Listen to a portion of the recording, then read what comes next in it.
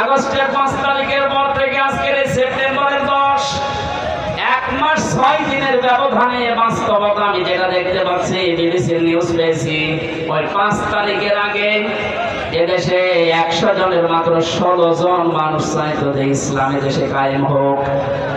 অথচ 1 মাস 5-6 দিনের ব্যবধানে গতকালকে রিপোর্ট বেরিয়েছে এই দেশে এখন 100 জনের 34 থেকে 35 জন মানুষ চাচ্ছে দেশে ইসলাম কায়েম হোক। এই জরিপটা ভালো না খারাপ? কিছুদিন যেতে তিনি ভাবেন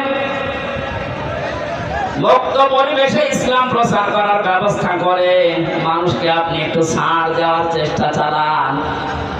মুসলমান তো দূরের কথা, বহু হিন্দু এই 1 মাস 6 দিনের ভেতরে আমি মুসলমান বানিয়েছি তবে বলে বলে বলে আসার চেষ্টায় আছে। আর যারা হালকা সালেম ছিল